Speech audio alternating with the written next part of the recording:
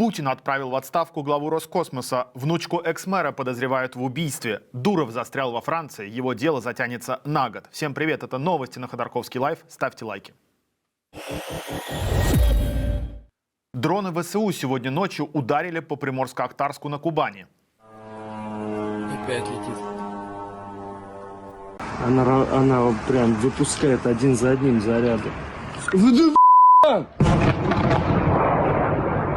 Местные жители в соцсетях сообщили о взрывах в районе аэропорта. Генштаб ВСУ утверждает, что целью стал военный аэродром, который используют для ударов шахедами по Украине и обслуживания российской военной авиации. На месте удара произошел пожар. Местные власти не стали говорить об ударе по аэродрому, только о работе ПВО в городе. Также беспилотники долетели до Ростовской области. В Рио губернатор региона сообщил об уничтожении дронов в 5 районах и отсутствии пострадавших и разрушений. А в Белгородской области стало известно об атаки дрона на гражданский автомобиль. Как сообщил губернатор Гладков, это произошло в селе Логачевка. Погибли 3 мужчина и 2 девушки 18 и 14 лет. Всего, по данным Минобороны, за ночь над Россией сбили 28 украинских беспилотников над Азовским морем, в Ростовской и Астраханской областях и на Кубани. В Донецкой области Украины от российских ударов за 5 февраля пострадали 4 человека. По словам главы областной военной администрации Вадима Филашкина, удары пришлись по Покровску, Лиману и Рогу. А в Харькове российские военные обстреляли один из крупнейших рынков – Барабашово. В сети публикуют снимки с места атаки. Удар произошел минувшей ночью. Беспилотник попал в крышу здания. Повреждены десятки павильонов. О пострадавших не сообщается. Около 30 тысяч заключенных завербовала Минобороны в штрафные отряды «Шторм-З», выяснило издание «Важные истории». Журналисты сделали подсчеты на основе номеров солдатских жетонов, указанных в сообщениях о пропаже бойцов этих отрядов. Набор в «Шторм-З» шел с февраля по сентябрь 2023-го. Эти отряды вытеснили с фронта ЧВК «Вагнер» после смерти Евгения Пригожина. Большинство воюющих в этих подразделениях получали жетоны серии АБ. Заключенные из одной или соседних колоний, как правило, получали близкие номера. Это может говорить об отправке их на фронт партиями от каждого региона. За полгода вербовщики Минобороны побывали минимум в 108 колониях. Во многих до этого бывали вербовщики Вагнера, но в 19 колониях набор прошел впервые. После сентября 23-го начался набор в отряды «Шторм-Вид». Там заключенным уже выдавали жетоны, как у обычных военных. Напомню, что долгое время заключенных отпускали с войны и давали помилование после полугода службы на фронте. Это обернулось сотнями новых преступлений в городах России. Базу контроля за въездом в Евросоюз создали при участии компаний, сотрудничающей с российским ФСБ. Об этом пишет издание Financial Times. По его данным, в 2021-м французская группа компаний Atos использовала своих сотрудников в России для покупки программного обеспечения под новый секретный проект.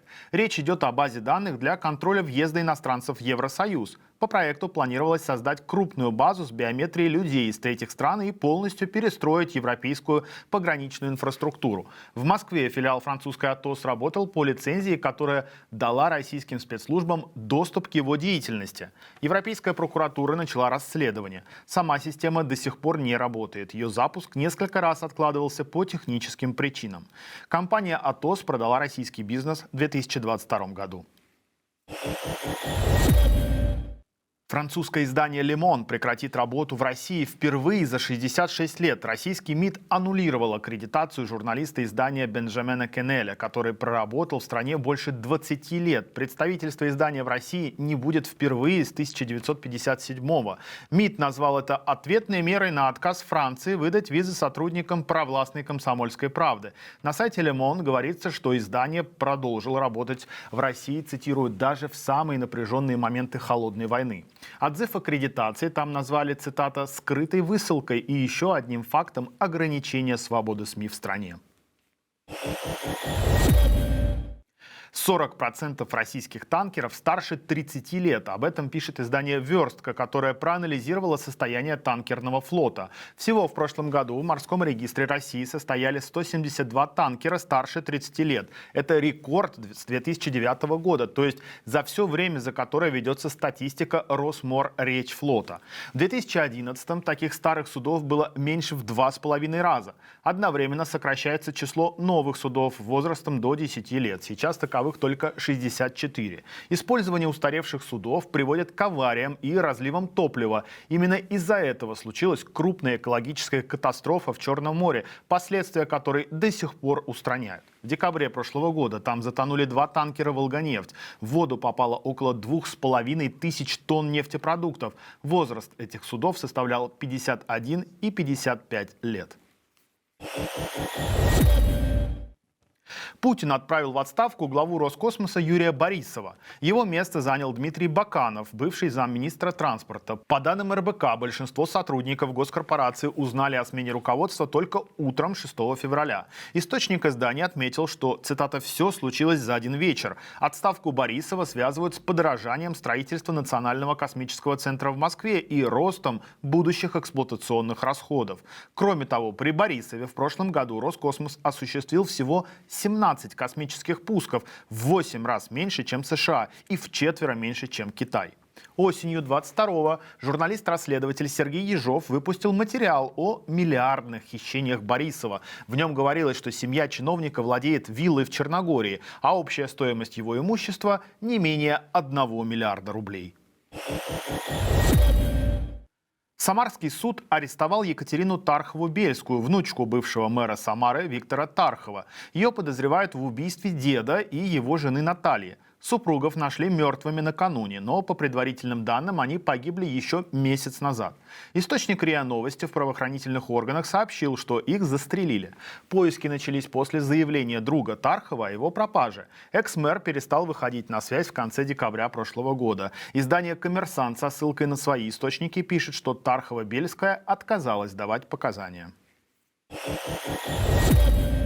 В столице крупное ДТП на МКАДе. По данным телеграм-канала «Осторожно, Москва», авария произошла на внешней стороне 64-го километра Кольцевой. Столкнулись несколько автомобилей. Пробка растянулась на 7 километров. На месте происшествия работают экстренные службы. Информации о пострадавших пока нет. А в Иркутске маршрутка врезалась в столб. 6 пострадавших. Микроавтобус влетел в опору освещения на улице Байкальской. За рулем был 34-летний водитель. Пострадал он сам и еще 5 пассажиров. Всем понадобилась медпомощь. Прокуратура начала проверку. Россиян начали штрафовать за покупку машин у иностранцев за наличные. До 40% от суммы сделки. Все из-за закона о валютном контроле. Если у продавца нет российского паспорта, платить можно только через банк. Недавняя жертва – москвичка, купившая Kia Sorento почти за 3 миллиона рублей у гражданина Кыргызстана. Не зная о запрете, она расплатилась наличными и получила штраф почти в 900 тысяч. Национальный автомобильный союз обратился в Минфин с просьбой отменить эту практику. Глава Конституционного суда Польши Богдан Свинчковский начал расследование против премьера-министра Дональда Туска и других высокопоставленных чиновников страны. Их обвиняют в подготовке госпереворота. Работа над этим, по данным прокуроров, идет с декабря прошлого года. Президент Польши Анджей Дуда заявил, цитата, «Мы имеем дело с целой серией неоднократных грубых нарушений закона со стороны различных лиц, осуществляющих сегодня исполнительную власть». Конец цитаты. Павел Дуров не предстанет перед судом как минимум год. Об этом сообщил журнал Wired со ссылкой на прокуратуру Франции. Основателя Telegram арестовали из-за отказа платформы выдавать данные подозреваемых. С 2013 по 2024 Telegram проигнорировал почти 2500 официальных запросов. Издание раскрыло подробности дела и первого допроса Дурова. По словам источников, основатель Telegram вел себя раздраженно и высокомерно, хвастался связями и заявлял, что оказался в Париже ради встречи с Эммануэлем Макроном. Что ж, друзья, у нас на этом все. Не уходите от нас без лайка, комментария и подписки. Смотрите и другие видео на нашем канале. Подписывайтесь на наш Telegram. Туда мы дублируем весь наш контент, в том числе в формате аудио. Берегите себя. Всего доброго. Пока.